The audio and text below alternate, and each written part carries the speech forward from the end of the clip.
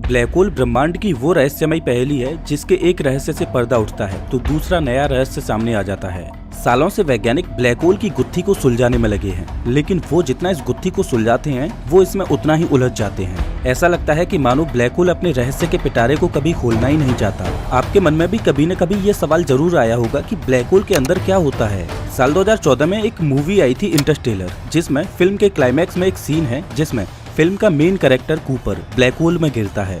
शुरुआत में तो कूपर के सामने सब कुछ काला होता है और अचानक कूपर 5 डायमेंशनल टेसरेक्ट में पहुंच जाता है, जहां पर वो समय के फिजिकल रूप को देखता है। वो अपने बीते हुए कल को देख पा रहा था और ग्रेविटी के द्वारा अपने पास्ट में कम्युनिकेट करता है। ये वास्तव में एक दिमाग हिला देने वाला कॉन्सेप्ट था, लेकिन ये कॉन्सेप्ट कुछ सवालों को जन्म देता है कि क्या वास्तव में ब्लैक होल के अंदर ऐसा ही कुछ होता है। क्या होगा अगर आप एक ब्लैक होल में गिर जाओ। हम ब्लैक होल को जाने उससे पहले हमारा स्पेस को जानना बहुत जरूरी है, क्योंकि ब्रह्मांड का सबसे बड़ा रहस्य तो खुद स्पेस ही है। आपको क्या लगता है कि स्पेस कोई खाली जगह है? वास्तव में ऐसा नहीं है। इसे एक एग्जाम्पल से समझते हैं। आपने जादूगर का खेल तो देखा ही होगा कि कैसे एक जादूगर नए नए करतब दिखाकर लोगों को हैरान कर देता है, लेकिन क्या आपने ये कभी सोचा है कि वो जादूगर इतने हैरान कर देने वाले करतब आखिर दिखा कैसे पाता है? क्या है उसकी जादू का रहस्य? वास्तव में देखा जाए तो जादूगर की जादू का रहस्य उस स्टेज में छिपा है जिस पर वो खड़ा है। जादूगर उस स्टेज पर अपना मायाजाल बिखेरता है और आपको एंटरटेन करता है। आप बोल सकते हो कि जादूगर की स्टेज एक रंगमंच की तरह है, जिस पर जादूगर अपनी चीजों को बिखेर देता है और उन्हें देखकर लोग हैरान होते रहते हैं। वास्तव में हमारा ब्रह्मांड भी एक जादूगर है और स्पेस जादूगर की स्टेज की तरह एक रंगमंच है, जिस पर ब्रह्मांड रूपी जादूगर अपनी चीजों को फैलाकर नए नए करतब दिखाता है। जिस तरह बिना स्टेज के जादूगर अधूरा है, उसी तरह बिना स्पेस के ब्रह्मांड अधूरा है। ब्रह्मांड इसी स्पेस में गैलेक्सीज, ब्लैक होल्स, स्टार्स और प्लैनेट्स इत्यादि को फैलाकर अपने करतब दिखा रहा है। स्पेस रूपी रंगमंच इतना लचीला है कि इसको आप ट्विस्ट कर सकते हो, मोड़ सकते हो, खींच सकते हो, दबा सकते हो। स्पेस को आप अपने मन मुताबिक ढाल सकते हो, लेकिन स्पेस को मोड़ पाना इतना आसान नहीं है। स्पेस को मोड़ने के लिए हमें बहुत ज्यादा ताकत की जरूरत पड़ेगी, लेकिन ब्रह्मांड रूपी जादूगर के पास स्पेस को मोड़ने के बहुत सारे पैतरे हैं। ब्रह्मांड चाहे तो स्पेस को अपने मन मुताबिक मोड़ सकता है, क्योंकि ब्रह्मांड रूपी जादूगर के पास एक बहुत बड़ी ताकत है ग्रेविटी की। ग्रेविटी की शक्ति से ब्रह्मांड रूपी जादूगर स्पेस को चाहे जितना मोड़ सकता है। ब्रह्मांड के पास अलग अलग ग्रेविटी के पिंड मौजूद हैं, जैसे कि प्लैनेट्स, स्टार्स और ब्लैक होल्स इत्यादि। इन पिंडों को ब्रह्मांड स्पेस रूपी रंगमंच पर फैलाकर अपने करतब दिखाता है। जिस पिंड के पास जितनी ज्यादा ग्रेविटी की शक्ति होगी, वो स्पेस को उतना ही ज्यादा मोड़ सकता है और उतना ही बड़ा करतब दिखा सकता है। और इस जादूगर के पास ब्लैक होल रूपी पिंड सबसे ज्यादा हैरान करने वाला है, क्योंकि ब्लैक होल के पास इतनी ज्यादा ग्रेविटी की शक्ति है कि वो इस स्पेस को फाड़कर तहस नहस कर देता है। ब्लैक होल इतना शक्तिशाली होता है कि ये समय तक को रोक देता है। जी हाँ, आपने सही सुना, समय भी ब्लैक होल के अधीन है।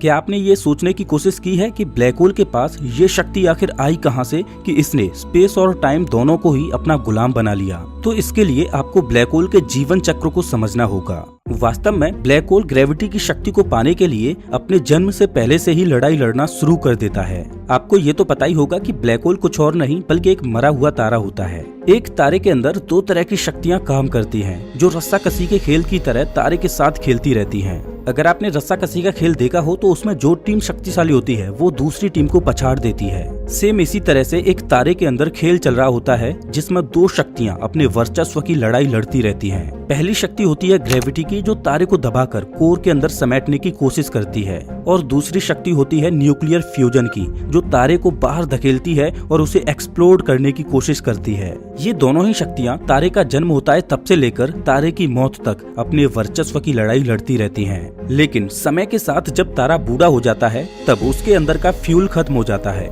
जिस वजह से न्यूक्लियर फ्यूजन की शक्ति कमजोर पड़ने लगती है और ग्रेविटी हावी होने लगती है। जैसे ही ग्रेविटी का प्रभाव बढ़ता है, वैसे ही तारा अंदर की ओर कोलैप्स कर जाता है और तारा ग्रेविटी को संभाल नहीं पाता, जिससे सुपरनोवा एक्सप्लोजन में तारा अपना दम तोड़ देता है। लेकिन सुपरनोवा एक्सप्लोजन के बाद पीछे रह जाती है हाई डेंसिटी की ठंडी स्टेलर कोर। जिस तारे का द्रव्यमान हमारे सूर्य से 8 से 10 गुना ज्यादा होता है वो तारा मरने के बाद एक ब्लैक होल बनता है। लेकिन एक एवरेज स्टार मरने के बाद एक व्हाइट ड्वार्फ या न्यूट्रॉन स्टार बन जाता है और हमारा सूर्य मरने के बाद एक व्हाइट ड्वार्फ में तब्दील हो जाएगा। एक ब्लैक होल की ग्रेविटी कितनी शक्तिशाली होती है इसका अंदाजा आप इस चीज से लगा सकते हो कि अगर हमारी धरती को कंप्रेस करके पृथ्वी के सारे मैटर को एक कंचे जितनी बड़ी गोली के अंदर भर दिया जाए तो हमारी पृथ्वी एक ब्लैक होल बन जाएगी। लेकिन उसकी ग्रेविटी उतनी ही रहेगी जितनी की अभी की पृथ्वी की है। इससे आप अंदाजा लगा सकते हो कि सिर्फ एक कंचे जितना छोटा ब्लैक होल ही हमारी पृथ्वी के बराबर ग्रेविटी की शक्ति रखता है।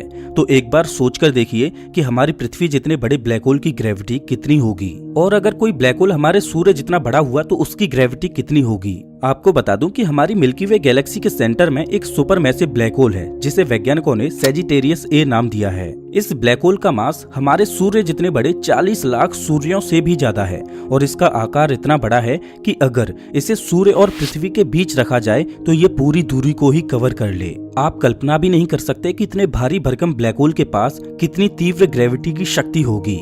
ये ब्लैक होल इतना शक्तिशाली है कि इसके चारों ओर हमारी पूरी गैलेक्सी के तारे चक्कर लगा रहे हैं, हमारा सूर्य भी। आपको बता दूं कि इस ब्रह्मांड में Sagittarius A supermassive black hole से भी कई गुना बड़े ब्लैक होल्स मौजूद हैं जो सच में आपको हैरान कर देंगे। वैज्ञानिकों ने ब्लैक होल्स के 4 प्रकार बताए हैं: मिनिएचर, स्टेलर, इंटरमीडिएट और सुपरमैसिव। मिनिएचर सबसे छोटे ब्लैक होल्स होते हैं जिनका आकार एक एटम के जितना होता है, लेकिन इनका द्रव्यमान एक बड़ी सी पहाड़ी के बराबर होता है। मिनिएचर से बड़े होते हैं स्टेलर ब्लैक होल्स जिनका द्रव्यमान हमारे सूर्य से 10 से 20 गुना ज्यादा होता है। और ब्रह्मांड में इस तरह के ब्लैक होल्स बहुत ज्यादा संख्या में मौजूद हैं। इसके बाद आते हैं इंटरमीडिएट ब्लैक होल्स जिनका आकार स्टेलर ब्लैक होल से ज्यादा होता है। ऐसा माना जाता है कि जब एक से ज्यादा स्टेलर ब्लैक होल्स आपस में मर्ज होते हैं तब इंटरमीडिएट ब्लैक होल्स बनते हैं। और इसके बाद आते हैं सुपरमैसिव ब्लैक होल्स जो सबसे बड़े होते हैं। वैज्ञानिकों के अनुसार ये सुपरमैसिव ब्लैक होल्स हर एक बड़ी गैलेक्सी के केंद्र में होते हैं। साल 2019 में वैज्ञानिकों ने इसी तरह के ब्लैक होल की पहली तस्वीर ली थी। ये सुपरमैसिव ब्लैक होल्स आखिर बनते कैसे हैं ये कोई नहीं जानता। वैज्ञानिक इनके बारे में केवल अंदाजा ही लगा सकते हैं। वैज्ञानिकों का अनुमान है कि ये सुपरमैसिव ब्लैक होल्स तब बने होंगे जब गैलेक्सीज का निर्माण हुआ होगा। ब्लैक होल ब्रह्मांड का इतना रहस्यमय पिंड है कि इसके बारे में हमें ज्यादा कुछ पता ही नहीं है, क्योंकि ब्लैक होल को तो कभी देखा ही नहीं जा सकता। किसी भी चीज को तब देखा जा सकता है जब वो लाइट को रिफ्लेक्ट करे, लेकिन ब्लैक होल की ग्रेविटी इतनी शक्तिशाली होती है कि ये स्पेस को इस तरह से मोड़ती है कि ब्रह्मांड की सबसे तेज चलने वाली चीज लाइट भी उसमें फंसकर रह जाती है। मतलब ब्लैक होल इतना शक्तिशाली होता है कि ये प्रकाश को भी निगल जाता है।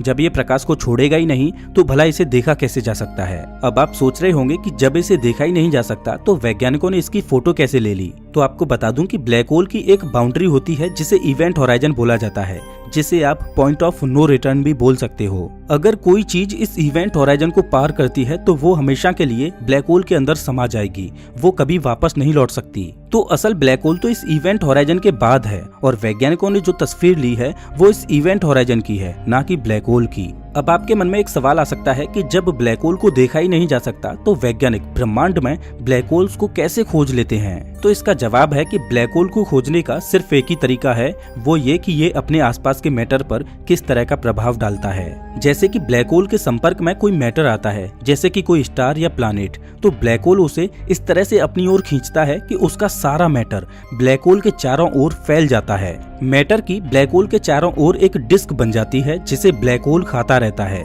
इस डिस्क को वैज्ञानिकों ने एक्रीशन डिस्क का नाम दिया है। जैसे जैसे तारे का मलबा और गैस इस एक्रीशन डिस्क में तेजी से घूमता है, वैसे वैसे उसकी हीट बढ़ने लगती है। ये डिस्क इतनी गर्म हो जाती है कि एक्सरे को रिलीज करने लगती है, और इस एक्सरे लाइट को वैज्ञानिक पृथ्वी पर लगे उपकरणों से डिटेक्ट करते हैं, जिससे उन्हें पता चलता है कि वहाँ कोई ब्लैक होल है। और इसी जानकारी से वैज्ञानिक ये भी पता लगा लेते हैं कि वो ब्लैक होल कितना बड़ा होगा। लेकिन आपको बता दूं कि हर एक ब्लैक होल के पास ये एक्रीशन डिस्क नहीं होती। जिन ब्लैक होल्स के पास ये डिस्क नहीं होती, ऐसे ब्लैक होल्स को खोज पाना बड़ा मुश्किल होता है। वैज्ञानिक ऐसे ब्लैक होल्स को केवल प्रकाश के कर्वेचर से ही खोज पाते हैं। जैसे कि मान लो कि पृथ्वी से बहुत दूर ये एक तारा है जिसका प्रकाश पृथ्वी पर एक सीधी रेखा में आ रहा है। अगर ये प्रकाश कर्व होकर पृथ्वी तक पहुंचता है तो इसका मतलब ये है कि प्रकाश के रास्ते में कोई ऐसा ऑब्जेक्ट है जो प्रकाश को इतनी भारी मात्रा में बेंड कर रहा है। हालांकि इस जगह पर कोई बहुत बड़ा सा तारा हो तो उसकी ग्रेविटी से भी प्रकाश बेंड हो सकता है, लेकिन अगर ये कोई तारा होता तो वो पृथ्वी से दिखाई देता। अभी ये हमें दिखाई नहीं दे रहा, इसका मतलब ये है कि यहाँ पर कोई ब्लैक होल है जिसकी ग्रेविटी आसपास के प्रकाश पर अपना असर डाल रही है, और ऐसे वैज्ञानिक पता लगा लेते हैं कि वहाँ पर कोई ब्लैक होल हो सकता है। लेकिन इस तरह के ब्लैक होल्स को खोजना एक तरह से अंधेरे में सुई को खोजने जैसा है। अगर आपको टाइम ट्रेवल का कॉन्सेप्ट अच्छा लगता है तो आपको बता दूं कि ब्रह्मांड में black hole natural time machine की तरह हैं। अगर आप किसी तरह ब्लैक होल के इवेंट होराइजन पर पहुंच गए तो आप देखोगे कि आपके चारों ओर का समय बहुत तेजी से गुजर रहा है, लेकिन आपके लिए समय की गति बहुत धीमी हो गई है। वैसे आपको बता दूं कि 20वीं सदी तक तो कोई जानता भी नहीं था कि ब्लैक होल जैसी कोई चीज भी इस ब्रह्मांड में होगी। जब साल 1915 में अल्बर्ट आइंस्टाइन ने जनरल थ्योरी ऑफ रिलेटिविटी दी तो उन्होंने उसमें बताया कि ब्रह्मांड में ग्रेविटी समय को बहुत ज्यादा प्रभावित करती है। किसी ऑब्जेक्ट की जितनी ज्यादा ग्रेविटी होगी उस ऑब्जेक्ट के पास समय उतना ही ज्यादा धीमा हो जाएगा। इसे ग्रेविटेशनल टाइम डायलेशन बोला जाता है।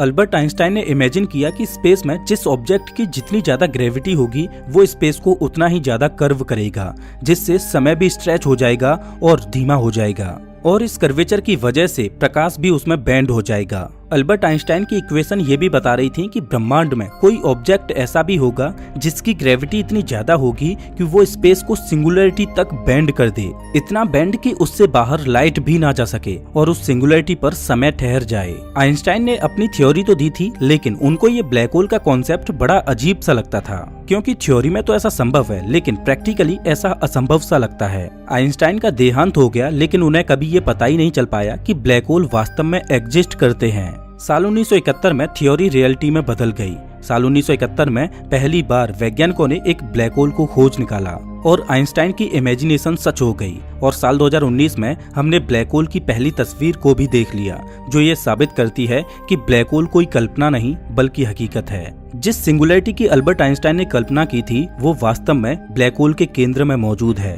जो स्पेस और टाइम दोनों को भारी मात्रा में प्रभावित कर रही है। ब्लैक होल अंतरिक्ष का वो महादानव है जिसकी भूख कभी शांत नहीं होती। ये अपने संपर्क में आने वाली हर एक चीज को खा जाता है, और ये जितना मैटर खाता है ये उतना ही बड़ा और शक्तिशाली होता जाता है।